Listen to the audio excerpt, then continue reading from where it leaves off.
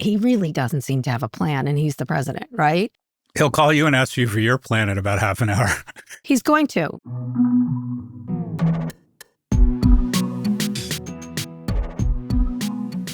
Hi, everyone. This is Pivot from New York Magazine and the Vox Media Podcast Network. I'm Kara Swisher. And I'm Scott Galloway. So I just flew in from San Francisco, and boy, are my arms tired. I've heard that joke before. I know. I don't know why I keep doing the night flights things. I think I'm getting too old for it. But I had, as you can hear, everybody, I have a cold, and I actually was there to interview Gavin Newsom for his book, Young Man in a Hurry, which is now, I guess, Old Man in a Hurry. And so I went in to do that, and it was actually a fantastic interview. We'll talk about it. That's got a lot of news. Yeah, I did. I made a lot. I'm a newsmaker, my friend. I just to be clear, to give you insight into our relationship, someone put out a thing saying that he was in support of, he changed his tone, or he's in support of regime change. And I wrote smart, and you berated me. So why don't you give us publicly? We're going to talk about it. We'll get into it. Okay. I didn't berate you. It just was inaccurately depicting the interview I had just done. Because I wrote the word smart? No, because you were tweeting an inaccurate report. That's all. What was it? Who put out the inaccurate report? I don't know. It just was weird. It was weird because it was so not what he said. And so it just annoys me. I mean, I definitely made a lot of news in that interview. By the way, we talked a lot about his book, which was interesting. We'll get to the. But he's definitely not running for president, because no president ever puts out a book before they run for president. I know. Well, no, he kept saying that he wasn't sure. It was really funny. And then right afterwards, it's actually, I like the book. It's gotten some bad reviews, but I think they've just decided who he is and are reviewing it based on sort of that unctuous, toady, slick image versus a lot of stuff that he's done that's brave. He's a very complex person like yourself, Scott Galloway. I've heard it's actually pretty authentic. I thought it was great, and it was a lot about stuff. It was. Let me just characterize this discussion. The book I really like, I have to say, and I think I found out a lot of things about him that I didn't know. About his mother. I knew a little bit about his mother's assisted suicide, but it was really, really interesting to talk about. A lot about his own struggles, and it wasn't the dyslexia part. We didn't talk a lot about that, but a lot about. I didn't know his wife had a miscarriage, for example. He has 4 kids. He almost had 5. There's a lot in there. There was a lot in there. And one of the things that struck me, which brings me back to you, which I know how you like that, he was the son of a single mom who was not wealthy. And he has a lot of resonances with your mom. You know what I mean? Like your story with your single mom who was struggling, father who was distant, and who he desperately wanted to be with. It reminded me a lot of you, actually. It was an interesting discussion. I think people underestimate Newsom, and I think they underestimate DeSantis and Rubio. But I think right now, I think Governor Newsom, hands down, is the leading candidate on the Democratic side. And not only that, I know a little bit about his personal story, and I actually think it's quite compelling. Yeah. And a lot of his personal failings, I think, will come across as a bit authentic. People know about them. And also, I think California is going to begin, not to peak, but to recover at just the right moment for him. Yeah, I suspect. Anyway, it was really interesting because I did feel like I was having the same discussion you and I have had about single moms. Look, we're the same person, struggling. Except she's much more talented and handsome and higher character than me. Other than that, we're the same guy. That's what he suffers from. That's why everybody is sensitive to you and not to him. He definitely played into it. We talked about that. It was a very personal thing, but we did get a lot of news in, too. Yeah, I'm reading about it everywhere. I know. I see.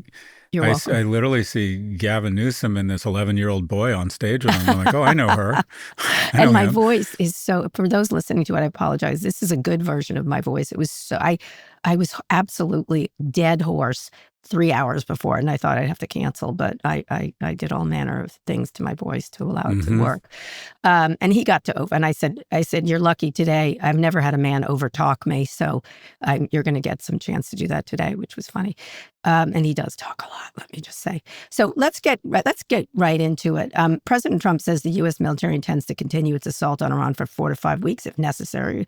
He keeps changing his tune. We'll get to that in a second. The U.S. and Israel began strikes on Saturday, killing Iran's supreme leader, the Ayatollah, as well as several senior officials. Trump has justified the attack on Iran, which did not receive congressional approval, by citing, quote, imminent threats, though he had not provided evidence that it looks like he doesn't have any. Iran is retaliating all over the place with missiles and drones, targeting Israel, the U.S. bases in Gulf countries, Dubai, all manner of places. 4 American service members have been killed, and Trump says there will likely be more, but, quote, that's the way it is. Kind of a callous way to put it. 3 U.S. jets were also shot down in a friendly fire incident over Kuwait. The crew members got out safely, thank goodness. These are $90 million jets, so that's $270 million. Trump has justified the attack on Iran, which did not receive congressional approval, by citing imminent threats, though he has not provided evidence, and many, many people who've been briefed on it, including Republicans, said there wasn't evidence of that. That said, a lot of people are celebrating the death of the Ayatollah. Defense Secretary Pete Hegseth held a presser a little while ago. He said this is not so-called regime change war, but a regime sure did change. Not clear if either of them is true, because Trump has talked about regime change, and it doesn't appear as the regime has changed. Hegseth was also asked about the timeline. Let's listen to what he said, if we can hear him directly. To the media outlets and political left screaming endless wars, stop. This is not Iraq. This is not endless. I was there for both. Our generation knows better, and so does this president. He called the last 20 years of nation-building wars dumb, and he's right. This is the opposite. Well, it's nice to hear from a both model who doesn't know what he's talking about, but I also want to note about this interview I did with California Governor Gavin Newsom over the weekend for the latest episode of On with Kara Swisher. It's really interesting because one of the issues was all the misinformation online. It was really quite, it wasn't just something you tweeted, but it was all over the place, misreporting where he stands on all this. Let's listen to what he told me, and this was just a small piece of it because he went on for a while decrying Donald Trump's action. Let's go. And that's Donald Trump, the chaos president, this wrecking ball president across the board. Destruction is not strength. And once again, we've seen him destroy not only our allies in relationship to the rest of the world, but we're seeing him destroy any capacity to explain fundamentally what the core American interest is at this moment, to declare war, to go to war with a regime. And all of this is playing out in real time. Newsom posted on X over the weekend, the corrupt and repressive Iranian regime must never have nuclear weapons. The leadership of Iran must go, but that doesn't justify the president of the United States engaging in a legal, dangerous war. Very similar to what Senator Warner said. All the senators pretty much said this guy deserved to die, and at the same time, this seems like a chaotic mess. Let's talk about a little bit about it, and especially the economic impact. The fighting has effectively shut down the Strait of Hormuz, which carries 1/5 of the world's oil supply. As this recording, oil prices are up about 7%. Gas futures jumped as much as 9%. Spike in energy prices, supply chain strain, broader ripple effects across the global economy, especially because of the uncertainty. And the last thing I would note is that, and it's interesting because Trump does respond to this, is that there's much reporting, including in the Washington Post, about how he was convinced to do it through Mohammed bin Salman and Benjamin Netanyahu, and even J.D. Vance and General Kane did not want to do this, but here we are. So we talk a little bit about where it's going to go from here and your thoughts? Well, the honest answer is I have no idea, or I have a vision for where you hope it goes. But I'm sympathetic to Governors Newsom and Senator Warner, the notion that we're going to end up, after Trump is gone, we have to be thoughtful about how we improve the tensile strength of our democracy by stopping the slow but steady leak of power from Congress, which is the people, to the president under the auspices or cold comfort that they will stick to certain norms. Because effectively, a president should not be able, military action you can maybe justify, but this is war, and I'm sympathetic to He's used the word war, but go ahead. Pardon? He used the word war. I know, this is war. It is war. And I'm sympathetic to the notion that the reason we have 535 members of Congress representing, two per state in the Senate and one for every 750,000 people is the American people are supposed to have a say. But Democrats, it's 7% are actually in favor of this. So there's going to need to be the best thing we could do coming out, or one of the best things I think coming out of the Trump administration, and this highlights that, is to have structural reform around gerrymandering, Citizens United, and that Congress has to be involved or briefed, or that we have to go back to this notion where only Congress can decide if, in fact, we go to war. Now, where could this go?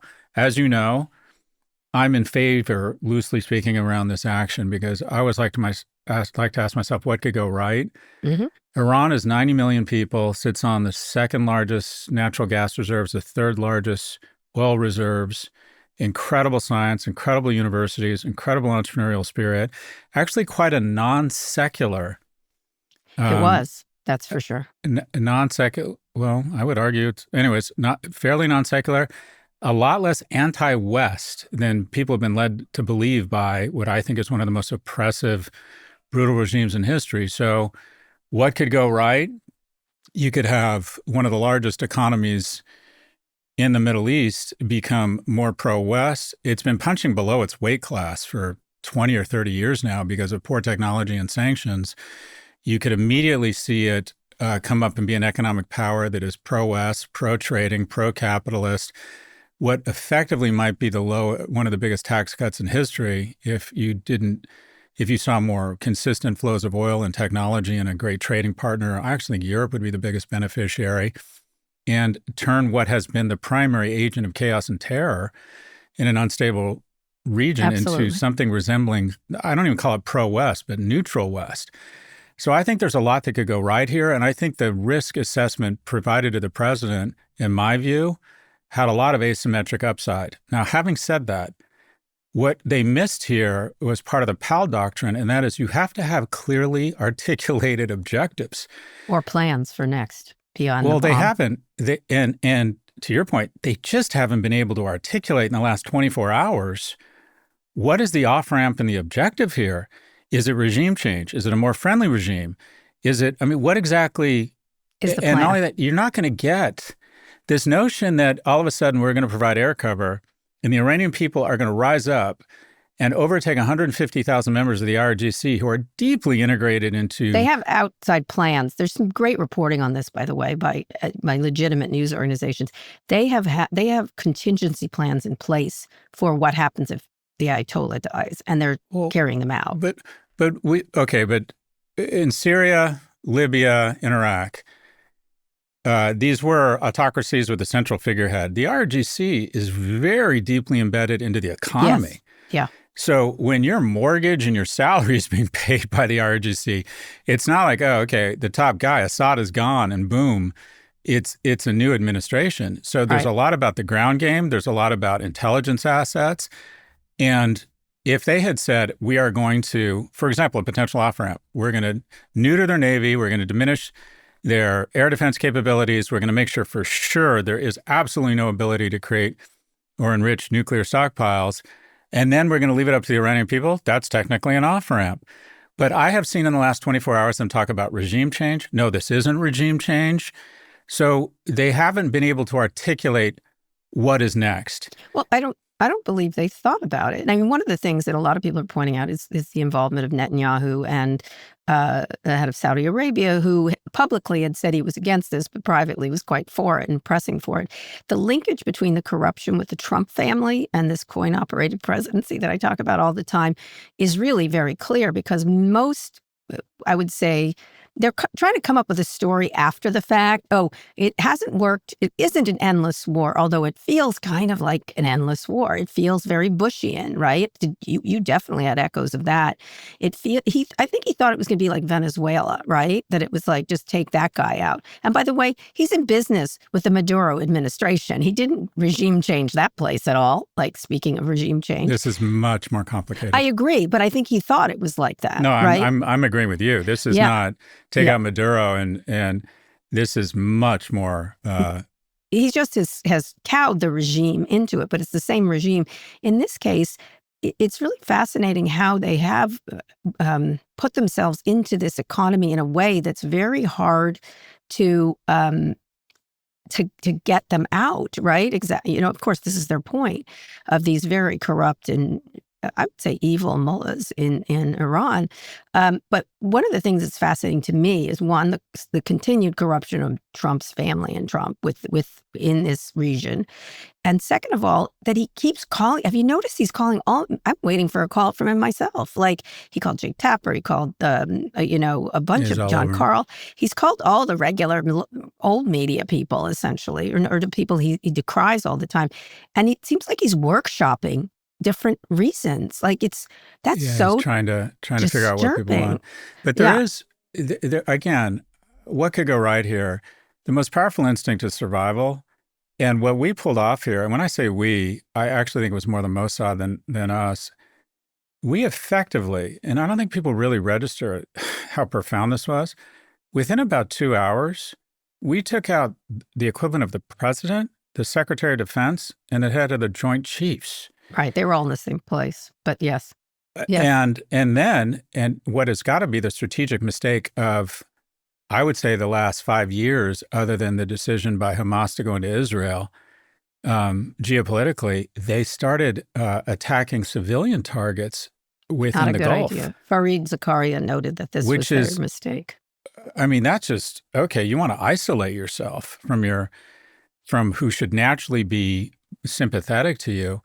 Now, the going back to this notion of survival instinct, at some point, you got to think the next level down. And I don't know if it's 1,000 or 10,000 or 100,000 or 150,000 IRGC say, okay, we too really like our families and this thing called life. Maybe we need to come to some sort of accommodation with the U.S. and the West. So that would require, as you know, boots on the ground. And Trump didn't even roll that out again. Like, here's what really drives me crazy. This idea, they're like, it's not endless war. The other presidents were just dumb. It's the same thing. They're just trying very hard to spin it. And by the way, you noted a poll that half Americans support it. It's actually not the case. Many of the polls are showing 25%. Usually, I didn't say that. 55% of Republicans, and it's about 30% are indifferent. Okay. Now, amongst Democrats, it's 7%. And I'm amongst the 7% of Democrats who support this. Right. But it's a little bit different because, okay, what they're hoping for, and maybe it's a hallucination, that it's not boots on the ground, that it's sandals and sneakers and slippers, that the Iranian people, based on, the problem is the 30,000 people that have been mowed down were the front lines. They were the Marines. They were the shock troops who were willing to risk their lives. Right. So the reality is kind of what the off-ramp will be, or how this plays out, or how probably plays out in the next week in terms of the Iranian populace's ability to foment change on the ground, because the American public does not have any appetite for boots on the ground. But what I talked to a senator this morning, I'm like, isn't a reasonable off-ramp that you would say, okay, we're going to diminish their ability to wreak havoc to a point, 0.1, we're going to control the skies, we're going to diminish their Navy, we're going to clear out their minesweepers from the Straits of Hormuz, we're going to absolutely ensure there is zero capability nuclear, and then we're going to declare— Which he said was obliterated in June. Just let's point that out. Fair point. Again, more inconsistency. Why did we need to go back in to diminish their nuclear capacity when you said it was done 7 months ago? Yeah. So there is inconsistent messaging. But I think lies. That's called in lies. My opinion, the opportunities here to diminish the capacity to continue to levy this depravity and oppression amongst its populace and potentially liberate one of the great cultures in civilization's history that sits on unbelievable economic potential, economic prosperity. There is a real potential upside here. You know where else there's a potential of upside is Ukraine. Same thing. Like this. Agreed. So what's really interesting to hear is he yells at Europe for not pulling their fair share in defense. Fine. I can see that argument, even though he makes it in the crude and repulsive way. Why isn't Saudi Arabia and Israel paying for this? We're doing their cop duty, and we happen to have a corrupt cop on the beat. Oh, Israel's sacrifice. I'm talking about— you don't hear the same language, right? If Saudi Arabia wanted this to happen, they should pay for it.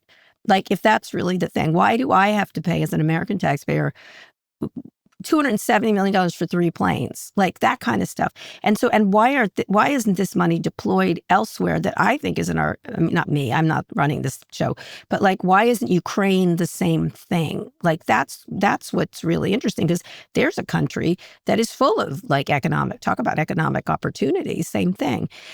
Let me focus you on the toll on the U.S. economy, because all these, like well, first of all, every attempt at regime change in the Middle East has failed almost miserably for the United States, or a version of regime change. Afghanistan, everywhere we go.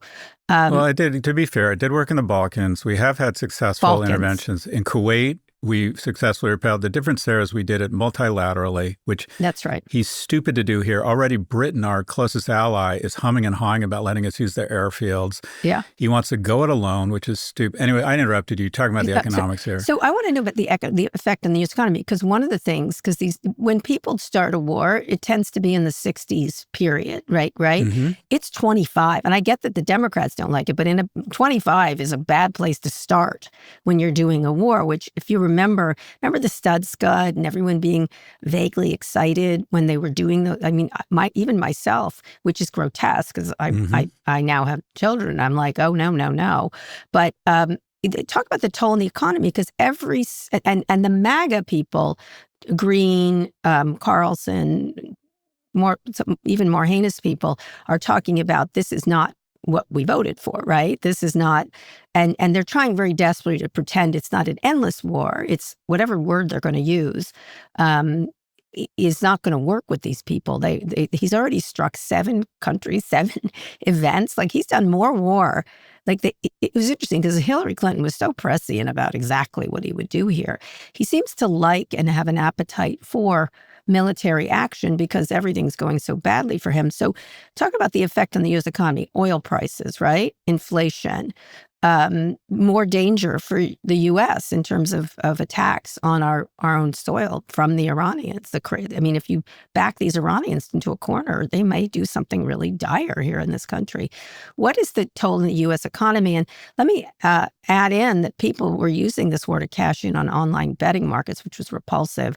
Kalshi reportedly saw $36 million in bet volume related to whether or not there will be a regime change in Iran. On Polymarket, $529 million was traded on contracts tied to the timing of the strikes, and some of them seem rather suspect. Polymarket defended its decision to allow betting on the start of the war, saying it's an invaluable source of news and answers. It feels like profiteering to me. But talk a little bit about the impact on the economy. What's next? Think of 2 scenarios. What's next for the economy? Well, just to go in reverse order, I actually would argue that we have diminished. I mean, you have what was the superpower in the region with their proxies, Hezbollah, Hamas, the Houthis, wreaking havoc economically and in terms of oppression of different people in the region. And their organizing principle was death to Israel and death to America. And I would argue that even if we don't have the regime change or a quote-unquote liberated capitalist, West-friendly Iran, that their ability to strike at us and our proxies overseas and our bases has actually been diminished, that they're not now, we need to be more worried. I think we need to actually be less worried. There are 2 scenarios here. One scenario is we end up in another forever war that explodes our deficits and we keep incrementally making excuses for, trying to impose democracy, which is an oxymoron. And oil prices, the Strait of Hormuz gets blocked off and oil prices skyrocket. Now, to a certain extent, if you wanted to be really Machiavellian, that doesn't hurt us that much because we are energy independent. Who this really is hurting, both Venezuela and Iran, is China. 80% of Iran's oil was going to China. The same with Venezuela. So we can survive an oil shock, but you could have an increase in deficits of a forever war, disruption in supply chain, straining our relationships with the allies. I personally think there's more asymmetric upside where we unlock stronger oil flows, better technology, a potential trading partner for Europe and the U.S. And I would argue, I would bet that I believe in 6 months that oil prices will be lower than they are today. Now, to your point about cost and economics, I am sympathetic to the left's view, many people on the left, that these forever wars and foreign intervention and imperialists imposing our own values on other cultures and other nations is not only wrong, it is just really fucking expensive. I'm sympathetic to that. What I'm not sympathetic to... Can I make a correction?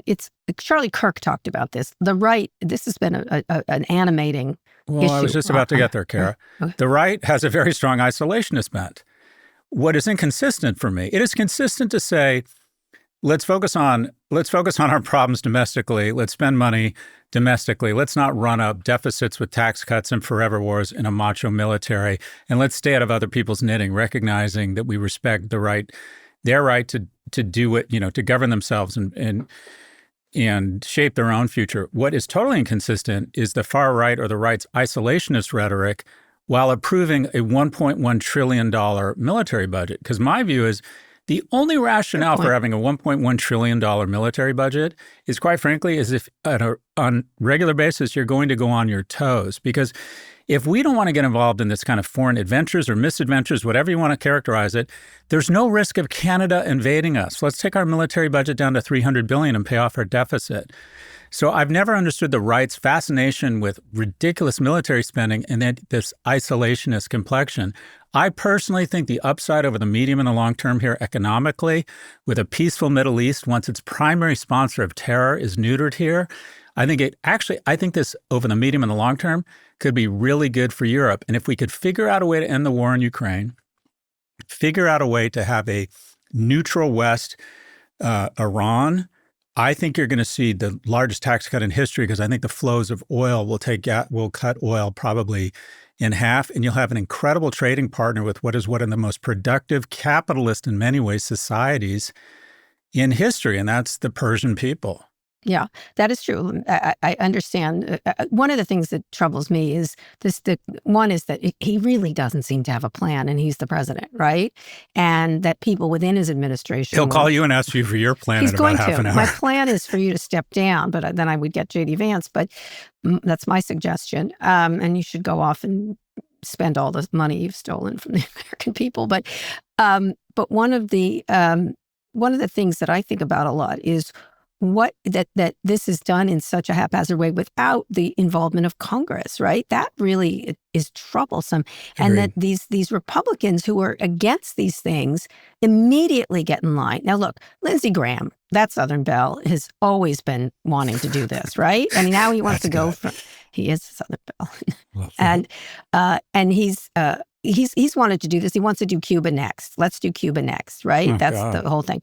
This is also— he just, in his mistaken— Cuba isn't blinding its women. It's not hanging teenage girls and then sanctioning rape of them. He said Cuba. He did. And yeah, I agree. No, I'm saying that makes, in my opinion, as much as a war hawk as I am, I see no logical reason to invade Cuba. Well, I think that's next. It seems like they're just going to get bored over here and come over here. But this is something Lindsey Graham has wanted forever in his endless and sad attempt to be more masculine in some fashion. So fine, Lindsey, that's fine. But one of the things that really drives me crazy is these people are so— they shift. These people say one thing one week and then shift it the next week. Like, look, I know you like to attack that, but they're sticking to their guns on these kind of things. They're still— I like to attack what? Oh, the left a lot. But the right just shifts it. Like, it's like, we're against it, we're against it, we're against it. Charlie Kirk said, let's not be dragged into this by so-and-so. Let's focus here. Okay, then let's cut our military budget to $300 billion. I get it. But I just don't see why they shift this way. It's really, it's sad, because I like when there's argument over what we should do here in a way that everybody gets. And it's meant to be a discourse in the Congress. Correct, I agree with that. Barry Goldwater called us in the 70s. He said that we have become dangerously used to a slow leak of power from the co-equal branches of government and Congress to the president. And what kept that mostly in check was a series of norms where the president would go and inform the Senate Intelligence Committee or the defense, the people on the defense committee, that he would give them a heads up. He'd invite them to the White House and say, this is what we're thinking. What do you think? Those norms are gone. And so there's got to be, unless there is structural reform around what it means to have co-equal branch, Republicans are resigning from Congress because they're like, why the fuck am I here? Yeah. Well, I'm not even the Speaker of the House is not Mike Johnson. He's the Speaker of the White House. Right. He's there to run roughshod over people in the minority party are used to getting fucked over. They're used to having no power. But Republicans are like, let me get this. I stuck around to be in the majority such that I could represent my people and get policies through. And I'm not even being consulted on this shit. No. And on the Democratic, I'd say centrist conservative, I have never seen Senator Warner, who I consider pretty like Moderate, more than, I mean, I think we often disagree on a lot of stuff. He was incandescent. Because he sees these things. He knows, he has so much experience in Senate intelligence, et cetera, et cetera. And to watch people who had said the very opposite shift was really something, because at the very bottom of this, it puts people's lives at risk unnecessarily. And not just American troops, which is terrible. It's people on the ground there, Iranian citizens, which American troops. And I worry about American, people attacking here. And it just creates a situation that there's just this guy's got to have a better reason than to call someone and have a different reason every minute. And we'll see its effect on the stock market's not loving this at all. But we'll see. We'll see where it goes. But you brought up Kalshi. Yeah. And what's fascinating about these things is they tend to be right, that there's a wisdom of the crowds. And when you have Senator Warner, who has just had a lot, this is not his first rodeo, he's had a ton of presidents and Joint Chiefs come before him and explain their plans. And when you have Senator Mark Kelly, who's actually flown these missions, if you don't take advantage of the benefit of their insight, even if they don't agree with you, you're not taking advantage of the greatest depth, the greatest IP depth of knowledge and experience in military history, and that's amongst, quite frankly, many of our members of Congress.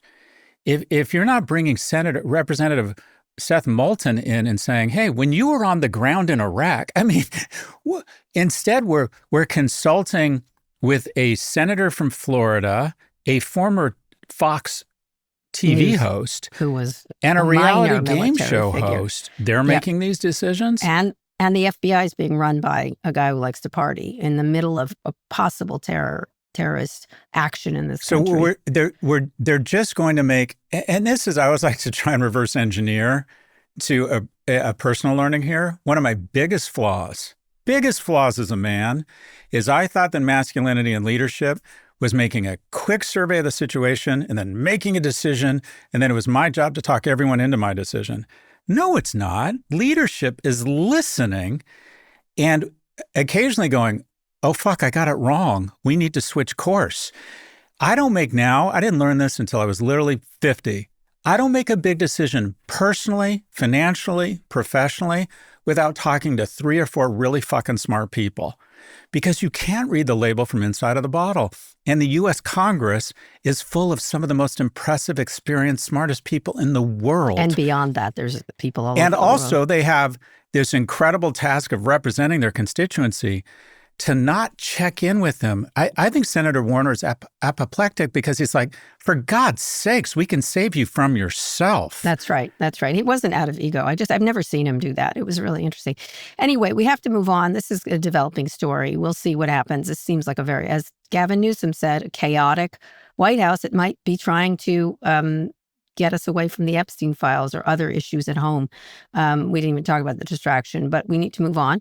We'll go on a quick break. When we come back, Trump targets Anthropic, another incredible tech company in what former Trump official calls attempted corporate murder.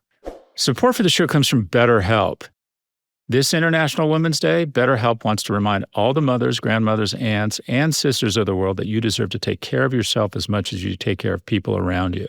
If you want help getting connected with a therapist, you could try BetterHelp.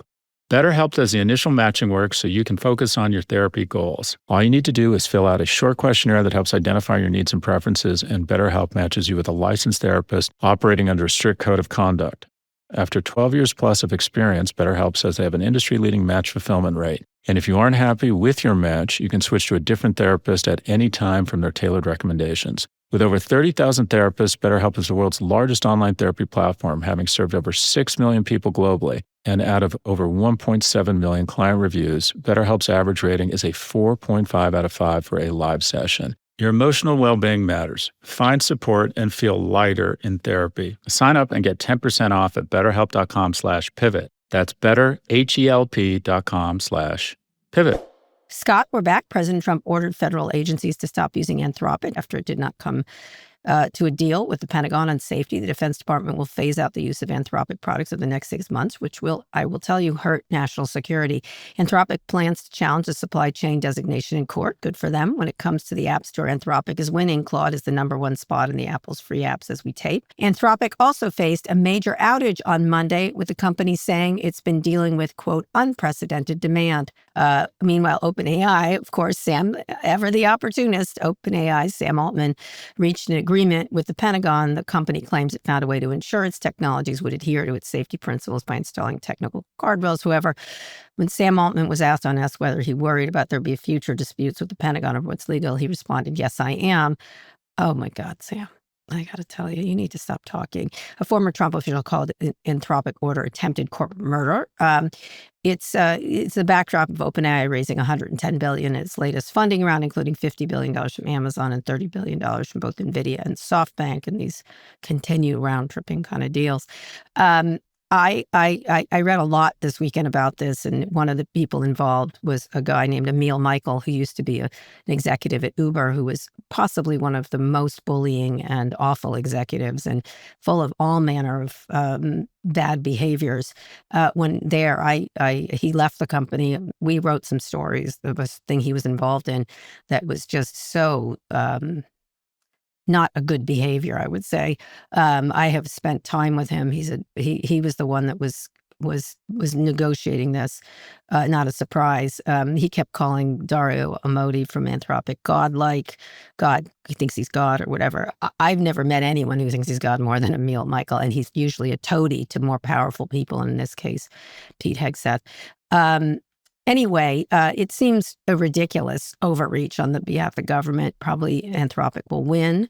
I think it probably will benefit from this, as you've noted many times. Any more thoughts on this? I don't think we're any safer as a people for having done this. I think what people miss is that over the last 12 months, out of 23 markets, we're the 21st best performing, or the third worst. Yep.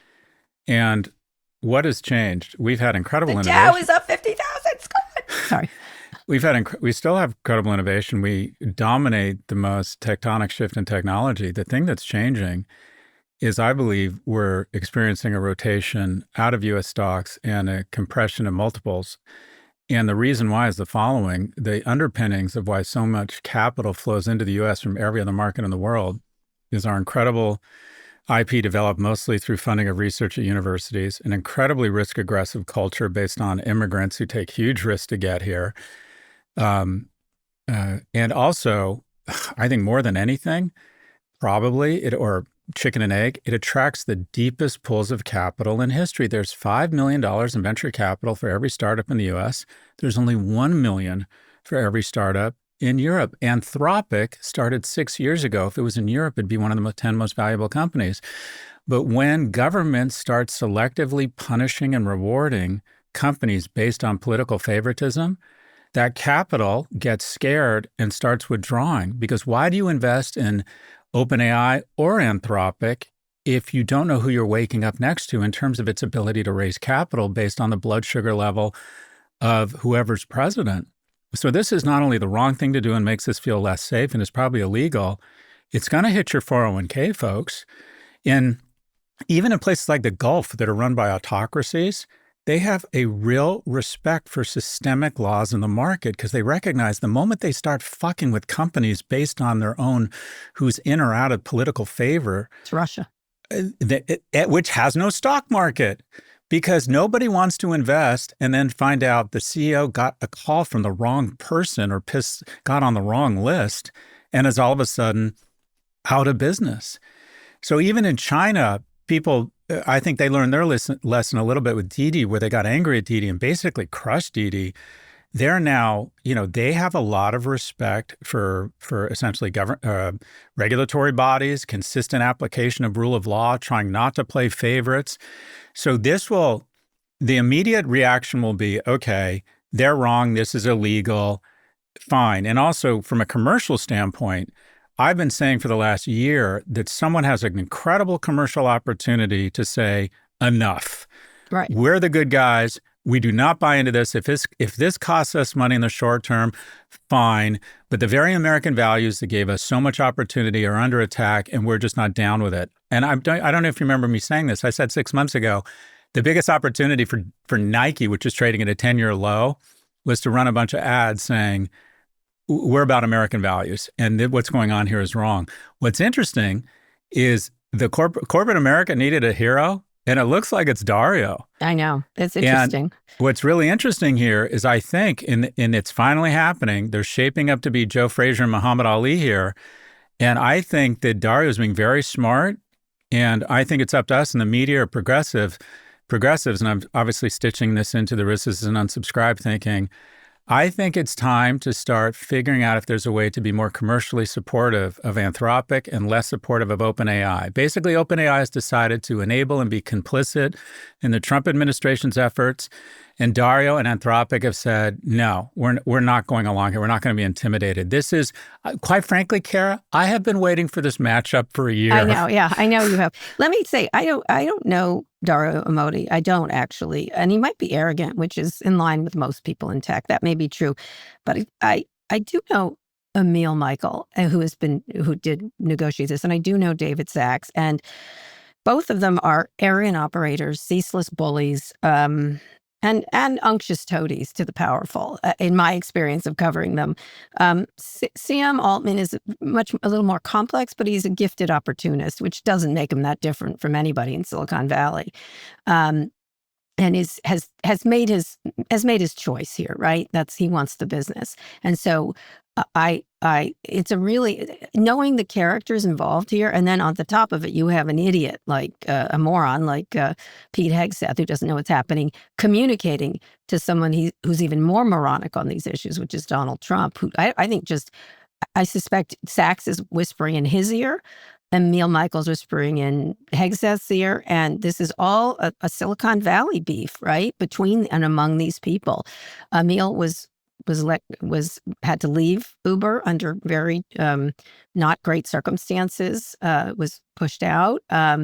I think all these people is payback for other people. It's just, there's a lot of Silicon Valley drama happening here. And I don't know Dario Amodei. I really don't. It's unusual that I don't. And I've asked for interviews with him. He has not agreed to do an interview with me. Thanks, Chris Nolte. But I do, and he did a very good interview with CBS News, actually, which I thought was interesting. He handled himself really well. He handled himself really well. He starched his hat white in that interview. Yeah, it was a good interview. But one of the things that I know is the people on the other side of him are very people I covered for years who are just not good. Not. How can I say this nicely? They're the worst of the people I had to cover over the many years. I have to say they're literally the worst, and to see them in these positions of power is making these decisions and hurting a company that just doesn't want to do business with them. And actually, Mackil tweeted out against Amodei weeks ago. You know, it's so unprofessional as a government. Like it's such based in beefs that were happening elsewhere. And Emil, I had ended up having drinks with him after he was sort of drummed out of Uber. And he said something to me. It was so strange. He goes, well, I'm so glad we can be friends. And I remember saying to him, we're not friends. I think what you did there is terrible. I don't know where you operate, but let him just do what he wants. And don't bring your stupid insecure beefs out on the thing. And it will benefit Anthropic. It will. I think he's handling himself. And he may be arrogant. He may have a God complex. I don't know.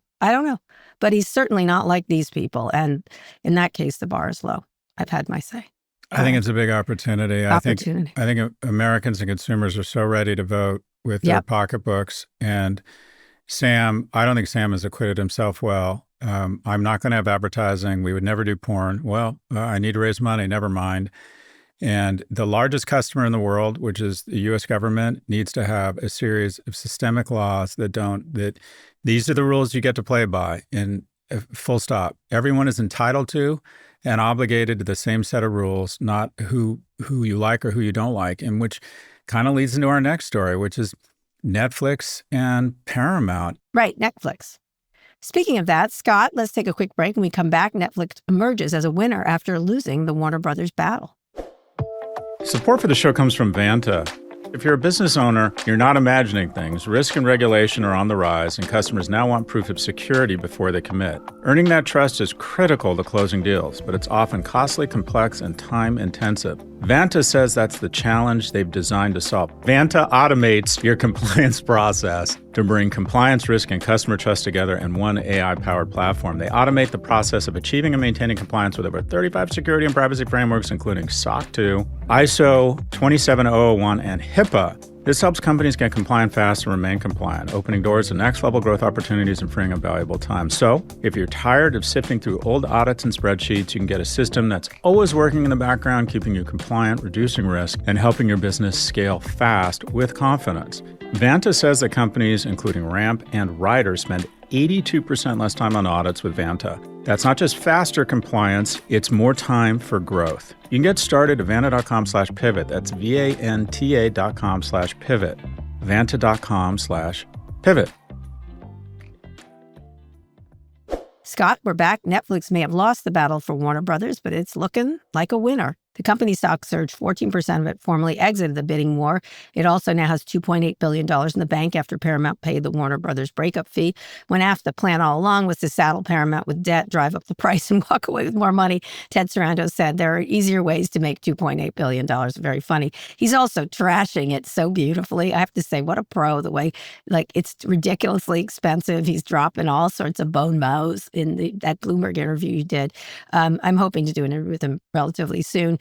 He noted that Paramount deal is dependent on cost cutting, leading to less production, less people working. He's 100% right.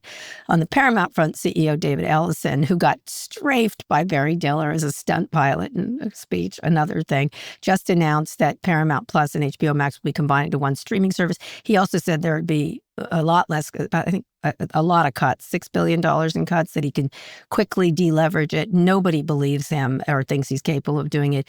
Sarandos had talked more about $16 billion.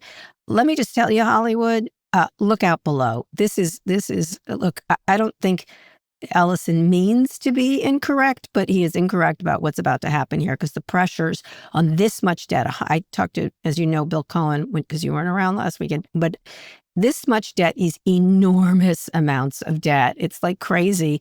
They don't have enough income. They have barely enough income, so they can't grow. They have to cut. There's obvious duplication that they will cut, but even more than that, anything they say at this point is just absolutely untrue. It's just, and I don't think they mean it that way. I think they believe it, that they can, turn shit into chicken shit into chicken salad. But most smart math people don't think they can do it, especially with competitors like Netflix breathing down and YouTube breathing down their neck. Your thoughts? Well, I think I've been consistent on this. The biggest losers are the creative community. Yeah, they don't realize it. I don't know, 500,000 of them just got lined up and shot. Yeah, I mean, they're the amount of AI slop we're going to see come out of Paramount and Warner trying to pass for, great breakthrough content. It's just going to be, like I said, in space, no one can hear you scream. Oh, trust me, you're going to hear a lot of people scream. And the biggest winner, hands down, and I told Ted this, I said, if you walk from this, you realize your stock's going to go up 10%. I was wrong. In the last 5 days, the stock's up 30%. Yeah, back to other levels, yeah. Okay, so let's look at it this way. They, quote unquote, technically save $120 billion by not acquiring it. And their stock's up $100 billion. Kara, they could go buy Disney right now. Yeah. For walking from Warner Brothers. So, and if I were them and I was Ted and I'd be pissed off, I'd be firing up my lobbyists and my lawyers and I'd be like, delay and obfuscate, create so much havoc for this deal to close. And by the way, every studio, every creative, they're all going to want to go to work for one place. Okay, if I'm pitching, I just had my latest book optioned for a series and for a documentary, which means absolutely nothing I've figured out in Hollywood. Your notes on being a man? Yeah, for an original scripted series and a documentary. What? Anyways, think of it as an R-rated Wonder Years is how I've been pitching it. Who's playing me? Hervé Villachez. Very funny. Hervé Villachez in a little tiny Subaru. Chalamet. I say Chalamet plays with a puppy German Shepherd. No, Chalamet could work. He looks like a teenage boy too. Anyways. Chalamet. So these guys, the amount of money, let me put it this way. Say you're in the creative community and you have the hottest script or you're the hottest actor and you have offers from the Paramount studio, from Warner, or for Netflix. Who are you absolutely going to pick? Netflix. Oh my God, they're going to... Every day of the week and twice on Sunday. They look like heroes. You all hated Netflix. Now you're going to love them. It's really... And by the way, when the Democrats come into power, that's going to be good for them too. HBO just lost 30% of its value because HBO's asset was it always was able to punch above its weight class. It did $2 billion in content relative to Netflix's $18 billion. But if there was a show people were talking about around the water cooler, whether it was Girls or Euphoria or Game of Thrones or Succession, it usually was HBO because HBO's culture and ability when, I'm talking a lot about me, my favorite subject, but when we pitched my big tech series, everybody, all the creatives and all the stars, they all wanted to go with HBO. Yeah. They love Netflix, but if we had our choice, we would have gone with HBO. Guess what? That just changed overnight. Completely. I wouldn't do a thing with them. I have to say, I've got some shows I don't have no interest What, so in they them. Can figure out how to produce it for a third of the budget using AI? Yeah, fuck you. Like, and also, one of the things that's interesting is that there was an interesting movement. And also, I mean, I think the CNN part of it is a smaller part of it. It still is going to be a lot of news, right? It's still because it's CNN, the merger. And they've already made a mess of CBS. But they're going to make a bigger mess of CNN. I have heard from so many HBO people that are like, fuck. Like, fuck was everything in like a dozen HBO people. CNN is losing its ever-loving mind, right? As they should. And they're like, what do we do, Kara? And I'm like, I don't know. I'm not going to be here. So it's not like... Substack, podcast. Yeah, I was like, I don't know what to tell you, but, I wouldn't work for those hacks. But one of the things that's interesting is the idea that that Netflix takes a little bit of this money and hires like Anderson Cooper and the best of them and creates a little news service. Why wouldn't... They should, like a really good one. I talked to the woman who runs content at Netflix, and I said, I have an idea. Bella. Yeah. Start something called The Hour and hire the 2/3 of the people from 60 Minutes that would like to leave right now. Yeah. And have a weekly show called The Hour. I'm like, minutes. I'll tell you who's good and who's not. You don't think all of those people are looking for a way to get off get on the last helicopter out of Saigon right now? Yeah. And a lot of them want to be entrepreneurial. It's really interesting. They do see the need to change out. I mean, obviously the economics of a lot of broadcast and cable television is out of whack with the revenues, clearly, all through the industry, by the way. Netflix is up 30%. Netflix should do that. The market has decided that Netflix is worth $100 billion more by not without Warner Brothers. It could spend a very little amount of money putting together a really interesting news offering. At the same time, as obviously CBS is going right in a really weak sauce way. It's really kind of wimpy right and stupid right. But I mean, if you're going to be right, go all the way to Fox. That's my feeling. Like, and it's an ever dying audience, by the way. And I mean, my mom's is an average listener, essentially. She's 92. But one of the things that I think will help Fox is doing really well, actually. Yeah, it has. That's right. You're not catching Fox. Here's a crazy stat. Supposedly more moderates watch Fox than CNN right now. Well, I'm not surprised. It's anyway, one of because the news part is, I mean, like Jennifer, and there's several people who are quite good over there, but there's a lot of great people at CNN. Let me be clear. There's a lot of great reporters throughout that organization, and they do a great job. People tend to focus on Scott Jennings at night when there's lots of people. But you mean I Feel Stupider with Abby Phillips? Okay, stop. Sorry. Scott Jennings is the problem over there. So no, CNN is the problem for putting him on and having Crossfire. That show is, but I'm saying there's a lot more to CNN than that show. So it gets a lot of attention. But one of the things that I think is interesting is it really opens up an opportunity for MS now because they're by themselves over there on the left. Like, it's a great business, right? Like, it's sort of like the Fox of the left. And so they have a huge opportunity. It seems to me. You and are in love with traditional. I'm not. You are in love with traditional media. This is who it's an opportunity for. It's an opportunity. A small opportunity for Bill Cohen and Ben Thompson and Kara Swisher. I know that. You are about to see a massive diffusion of power from these industrial brands. It's already happened. Where the means of production is way too expensive to all these little media company startups and Substacks and podcasts. I agree. And newsletters. And all this hand-wringing that, oh no, the Washington Post can't go away. Doesn't fucking matter, folks. Yep. Those people are going to find their own little niche media companies, and they're going to punch above their weight class, and they're not going to be saddled by the blood sugar level of a guy on human growth hormone in St. I get it. I just think MS now by itself I think CNN should have been independent, would have given an opportunity to be innovative. They have an opportunity to be innovative. They do. They absolutely do. And so that's a good thing for them because they're all by themselves over there. This is the best use of CNN. We have an iconic, popular Gavin Newsom, and he stacks his cabinet with CNN anchors. Dana Bash would make a great vice president. Yeah, yes. Dana does a great job. There's a lot of really great. There's amazing people. Michael over there. Smerconish, I think he could be Secretary of Defense. There's a lot. Anderson, I think, does a good job every single. Caitlin Collins, I have so much admiration for her. She can be ambassador to the EU. Okay, all right. Literally, okay. I can pull together a cabinet that looks like the fucking Kennedy administration from CNN anchors. Well, and it would be so much higher than D-Dag Seth on any day of the week. Well, think about it. Janine Pirro, look who we're competing against. I am down for networks as cabinets at this point. I think the CNN people are so impressive. Yes. But they're all about to, and they've been doing this last 2 years. I'm thinking about starting a podcast because they're having the uncomfortable conversation. Where I used to make $7 million a year and they've offered me $2. Not just CNN. It's throughout the it's everywhere. It's everywhere. All the media people. People anchor off the most money they've ever made and think that's what I'm worth. No one ever thinks to themselves, wow, I'm overpaid right now. Guess what? There's a fifth. I can prove to you statistically at any moment in time, there's a 50% chance you are overpaid right now relative to the market. I'm not favoring media. I just think I always see it as an opportunity. I always see it as you can still do well. It's a good business. It makes a lot of profits.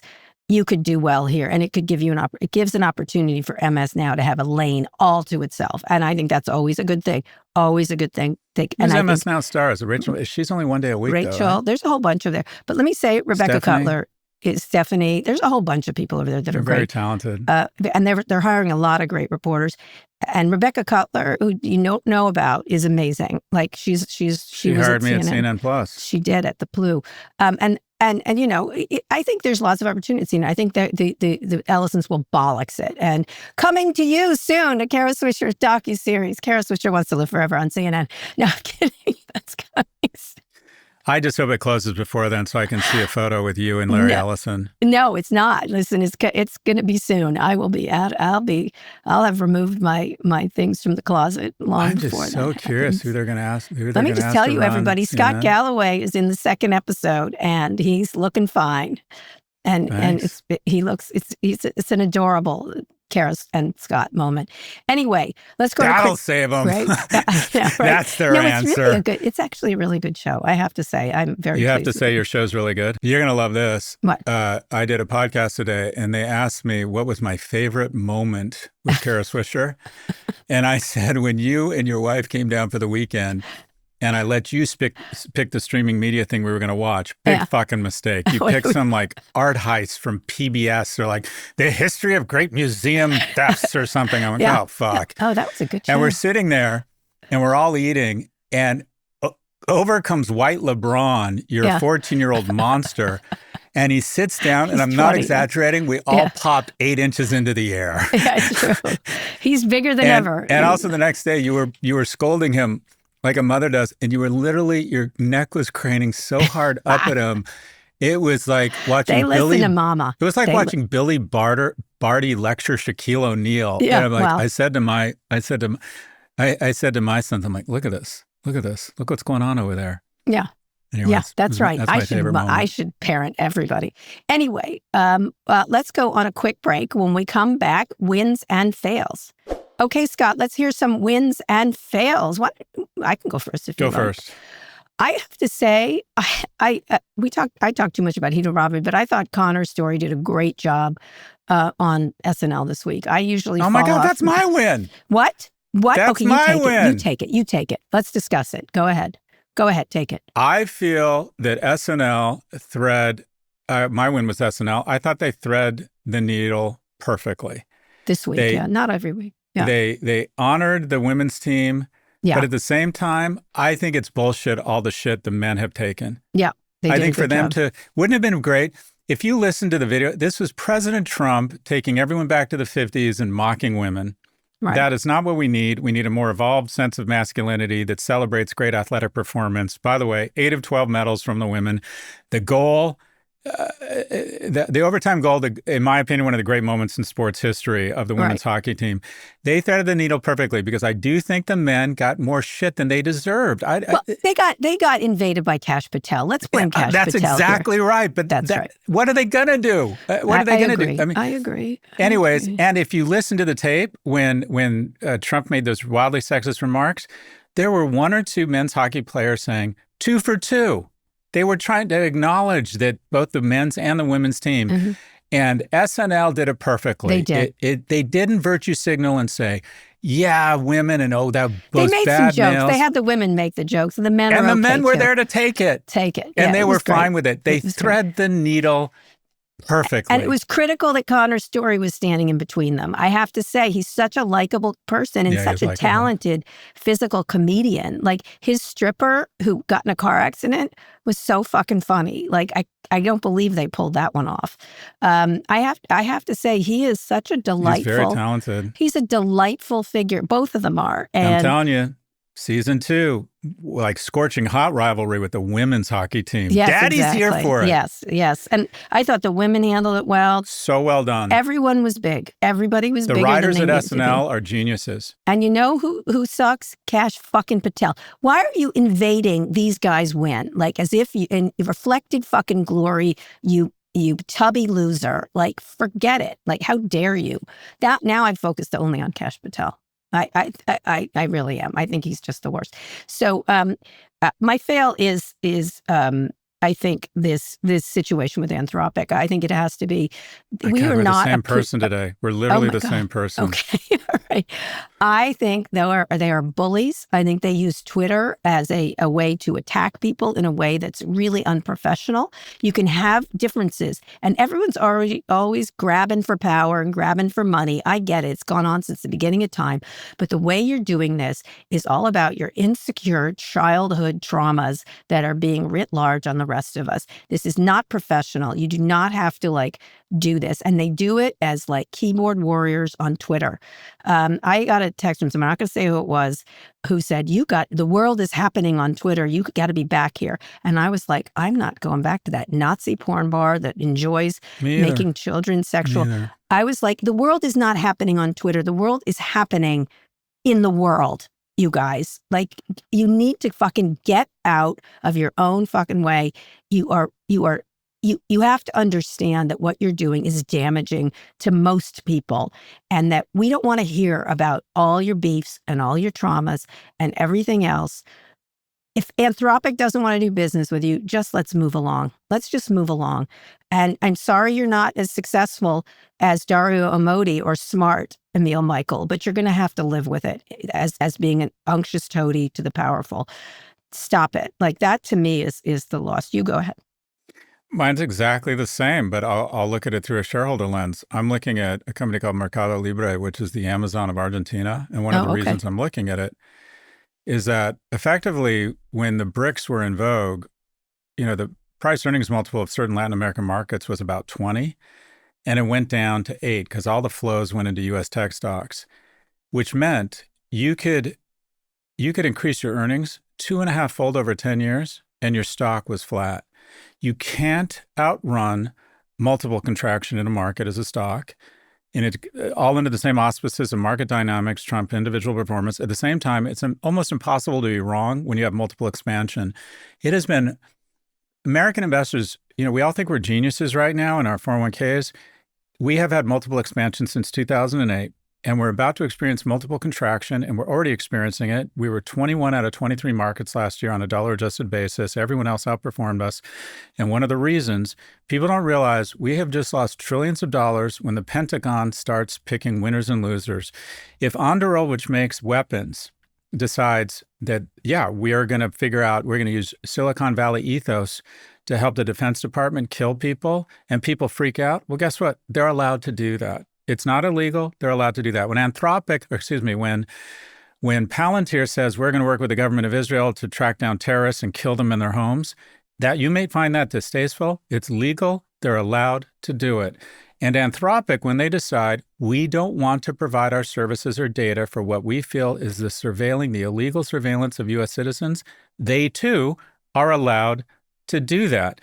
And when governments start playing political favorites in markets, the rule of law is no longer applied, and your multiple on companies, your price earnings multiple, begins to contract. Freedoms and systemic laws and a separation between government and business results in higher price earnings multiples and greater increases in 401ks and your ability to retire earlier.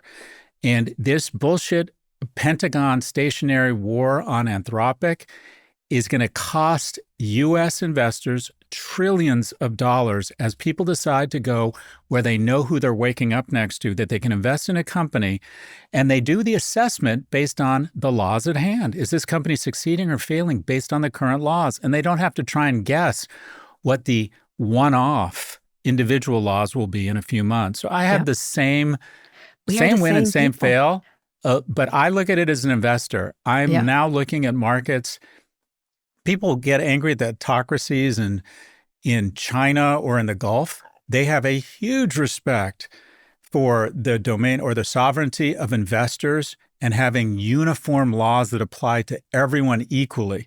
And we are now becoming that nation where we decide which companies win and lose. And all that means is our PE, we're about to experience multiple contraction, which you cannot outrun. Not for long. Let me just say, you feel it. Can't you feel it? And speaking of feeling it, Scott, this has been a great discussion. I have to say, I was a little worried this morning. I was also tired, but this has been a really great discussion about these things and disagreeing in a really civil way. But let me say, it's going to continue because where are we going, Scott Galloway, on Sunday? Resist and unsubscribe. Big announcement, full-time resources. And by the way, Sam, it's not going to be a good night for you. No. It's not going to be. And guess which Sam we're talking about? 48 hours. Yeah. You put Kara Swisher on an invite, and 48 hours we sold out the Pantages, 1,000 Both of seats. Us. We sold it out, and we want to thank Tane Danger for doing an amazing job for us in Minneapolis. He's my favorite porn star. He's your favorite porn star, and he's an amazing. Tane Danger. And our staff who's working really hard. We sold out right away. We are coming to Minneapolis. We have special guests. We are very excited, and we will talk about the next move. Scott will. Scott, who's the president of Resist and Unsubscribe. I'm just a helper. But we want to hear from you. Send us your questions about business, tech, or whatever's on your mind. Go to nymag.com/pivot to submit a question for the show or call 855-51-PIVOT. Okay, that's the show. Thanks for listening to Pivot. And be sure to like and subscribe to our YouTube channel. We'll be back on Friday.